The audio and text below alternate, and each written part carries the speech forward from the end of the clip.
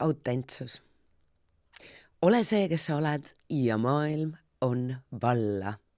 Aga kas ikka on? Ja mis värk selle autentsusega üldse on? Mulle tundub, et autentsusest on saanud mingisugune tänapäeva uus turundustrend.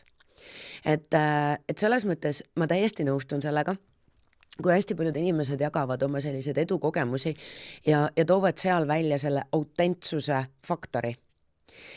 Noh, ehk siis nad on need, kes nad on ja teevad midagi täiesti neile omasel loomulikul moel ja seeläbi jäävad nad silma, nad eristuvad, nad teevad midagi teisiti, nad loovad midagi, mida keegi teine ei saagi luua, sest keegi teine, autentsus on ju, koopeid ei ole. Autentsus maailmas koopeid ei ole.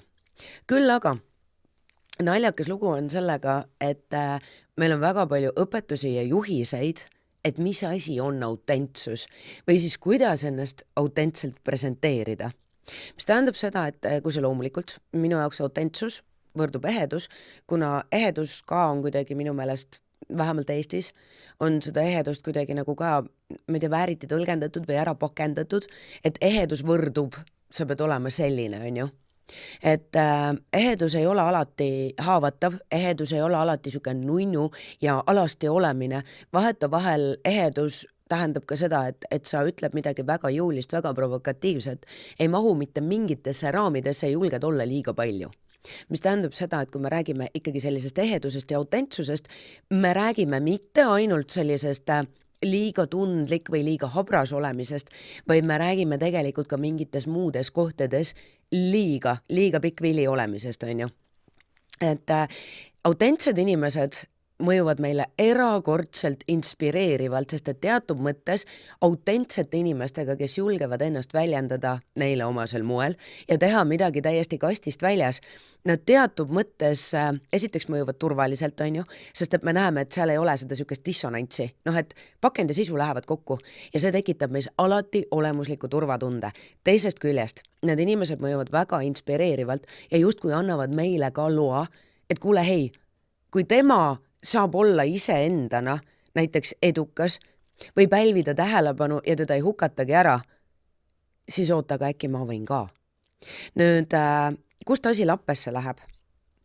On see, kui ehedust aetakse segamini mingisuguse tehnikaga ja põhirõhk läheb sellele, et mis on ehedus ja kuidas mina saan seda saavutada. Ehk siis ütleme niimoodi, et kui keegi särab, kasutame lilli. Lilled toimivad alati. Oletame, et keegi on see siuke särav silmapaistev karikakara osal. Ja siis kõik vaatavad, et vau, nagu karikakar. Lihtsalt livin la vida loca. On täiega karikakar ja päike paistab nii eredalt tema peale, et on täiega vitaalne ja särab ja tundub, et kõigil tema oksakestel, kõigil, mis ta teeb, läheb ka nii hästi. Tahaks ka olla selline. Ja võt sealt läheb lappesse. Kui nüüd kõik teised lilled, ma ei tea, ristikud ja nurmenukud, kõik otsustavad, et kuule, let's go karikakar. Hakkame kõik nüüd karikakardeks ja see, mis toimib karikakra puhul, järelikult võrdubki autentne ja ma püüan sama asja mudeldades, siis olla ka autentne. Aga see ei toimi nii. Ehk siis meil kõigil on oma loomulik viis, mis ongi tegelikult see autentsus, on ju. Ja loomulik viis ei võrdu mingisugune tehnika ega strateegia ega see, et mingisugune trend. Autentsus ei ole trend. Või vähemalt, küll mul oleks nagu nii hea meel, kui me liiguksime mitte, et autentsus on trend, et püüan näida võimalikult kuidagi eheda ja vahetuna ja presenteerida ennast niimoodi, nagu sa arvad, et teistele inimestele võiks peale minna. Vaid nagu ma loodan, et me väga liigume ühiskondlikult sellesse vabanemisesse, et me julgemegi ennast rohkem erinevalt ja loomingulisemalt väljendada ja teha seda ootamata mingit välist validatsiooni, kellegi teise luba või kellegi teise aplausi või heakskiitu. Et kui me vaatame tegelikult inimesi, kes on maailmas nagu midagi väga silmapaistvat teinud või teevad seda ka täna, Eestis, mujal maailmas, kus iganes, siis need inimesed, kes nagu päriselt raputavad maailma, neile ei aplodeerita. Neil on nagu sama palju vihkajaid, kui on ka neid, kes nagu imetlevad neid ja elavad neile kaasa. Sellepärast, et ehedus ei ole mugav. Ehedus on kõike muud kui mugav. Ja see nõuab tohutut sisemist julgust ja jõudu vähemalt alguses, et päriselt selles maailmas, kus nagu pannakse kogu aeg põhirõhku sellele, et milline on uus trend või mis inimestele peale läheb või mida sa pead ütlema selleks, et mõjuda kuidagi sümpaatselt kellelegi. Me kõik teame, milliseid asju teised inimesed tahavad kuulda, me kõik teame, mida öelda selleks, et olla meeldivad. Ja kõige nõmedam lugu on see, et kogu selle kellelegi meeldimise mängus, kui sa õhtul vaatad peeglisse ja sa meeldi ise endale, see on jumala tuksis. Ehedus rikastab, autentsus rikastab. See on seesama lilleaasa näide, mida ma aastast aastasse muudkui jahunud, et meil kõigil on oma koht lilleaasal ja me kõik oleme erinevad ja meie teekonnad on erinevad ja keegi ongi see karikakar ja keegi on ristikein ja keegi on, ma ei tea, nurmenukk, roos, mis iganes. See on see, kus me loomegi selle rikka koosluse. Autentsus ei ole trend. Et ma nagu hästi naljakas on see, et kuidagi viimasel ajal see jääb mulle hästi silma just sellises turunduslikus võtmes ja need inimesed ei valeta, kes ütlevadki, et autentsus on neid viinud tippu, sest et ongi, aga nende autentsus, see, mis on nende jaoks lihtne loomulik, ei ole seda sinu jaoks. Jah, okei, osade inimestega meil on rohkem selliseid sarnaseid ühendavaid faktoreid, see on lihtsalt sellepärast ma nii väga, kunagi nagu mulle human design nii väga sümpatiseeriski või hakkas mulle üldse meeldima 10 aastat tagasi, sellepärast, et ma sealt sain nagu aru, kui erinevad me tegelikult oleme hästi kuidagi loogiliselt lihtsalt ja nagu nähtavalt, on ju, et meil on kõigil oma viis. Loomulikkus meie kõigi jaoks on täiesti erinev seisund ja küsimus on seisundis, küsimus on selles, mida sa sellest ehedast, autentsest, vabast ja loomulikust seisundist lood ja teed. Mitte see, et kuidas sa seda pead tegema selleks, et olla autentne või näida kellelegi teisele autentsena. On nagu kvalitatiivselt, olemuslikult, sisuliselt ja energeetiliselt on see täiesti erinev mäng. Kas ma püüan näida eheda ja vahetuna, ehk siis ikkagi otsin välist validatsiooni, püüan teha seda, jällegi ennustan ette või siis vaatan, mis teiste puhul toimib, on ju, ja siis püüan teha midagi, et saada mingi tulemus. Versus see, et ma olen mina ise ja ma loon midagi, mis tuleb minu enda seest.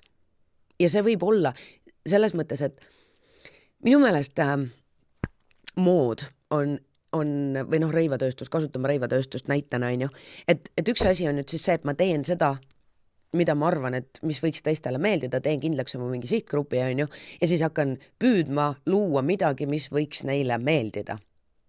Ja seda teeb Hiina ja laias laastus kogu maailm, on ju. Versus siis see, et ma olen inspireeritud, ma olen mina ise, mul on mingisugused anded, oskused, teadmised ja ma mängin nendega mulle omasel moel, ehk siis loon midagi. Ja see nüüd on see, kus tegelikult väga pikalt on räägitud, et tulevik on loojate päralt, on ju. Eriti nüüd kogu selle tehnoloogilise uuendamise AI ja kõige muuga, on ju, et tulevik on loojate päralt. Ja seda mitte niivõrd nagu spirituaalses võtmes, aga seda ka. Et hoopis teine äärmus on see, kui sa lood midagi enda sellest loomulikust kohast just nii, nagu sulle on omane. Ja seda on minu meelest nii hästi näha, moes, et meil on läbi aegade olnud neid moeloojaid, kes ei mahu mitte mingitesse raamidesse ega kastidesse ja kes nagu loovad midagi, mis raputab maailma ja need tavaliselt ei ole need laia tarbekollektsioonid, need on need sellised, need moelava või runway värgid ja see on kunstiteos. Ja võt sealt edasi tuleb juba see masstoode, see midagi muud, mis on kuidagi kohandatud, mugandatud suuremale rahva hulgale, on ju. Et alustades sellest millestki, mida sa toodad, et see lihtsalt kõigile meeldiks, sealt isikupärasesse liikuda on kuidagi nagu keerulisem, sellepärast et siis sa võid ilma jääda kogu sellest massist, kellele sa nii väga püüdsid meeldida. Et seal on kvalitatiivne erinevus, teine asi on see, et me teame, mille eest maailmas ka rohkem makstakse ja ma väga loodan, et see trend on ka lähiajal muutumas, et tegelikult rätsepa tehtud ülikond ei peaks absoluutselt mitte kunagi konkureerima Hiina masstoodanguga, millele lihtsalt on nagu äge brändi silt külge löödud. Et looming ehedast kohast, mis iganes see looming on. Võib-olla teine näide on lauljad ja laulud. Mul ei ole õrna aimugi, aga ma arvan, maailmas on nagu väga palju esinejaid. Ja väga paljud nendest ei loo mitte kunagi mitte ühtegi lugu, mis päriselt kuidagi nagu raputaks maailma. Ja siis on need teised esinejad, autorid, laulude kirjutajad, muusikud, kelle looming sünnib nende enda seest. Läbi nende mingisuguste kannatuste õppetundide nad panevad sinna selle oma, selle värgi sisse, on ju. Ja see raputab maailma. Ja see on see, mida inimesed lähevad otsima. Ma arvan, Taylor Swift on päris hea näide sellest, on ju. See tema fenomen, eks. Nüüd, kui kõik teised lähevad ja püüavad kasutada tema fenomeni olla tema moodi. Okei, keskpärased tulemused. Aga kas sa tahad elada nagu kellegi särava inimese keskpärase koopiana, kui sul on võimalik elada parima versioonina iseendast? Ja ma tean, et see kõlab klišeena.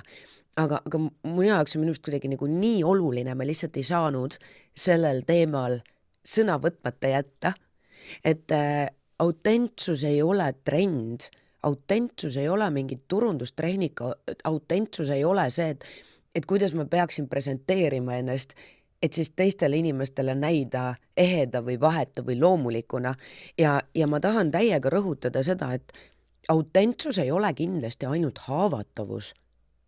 Ja ma tahan täiega sellega kõlama, et mul vahepeal tundub, et autentsust pakendatakse ka kuidagi siukse nagu, võib-olla nagu ohvrimeelsuse alla, et nagu kuidagi näitan, et näed, minul on ka halvasti või et mina kannatan ka.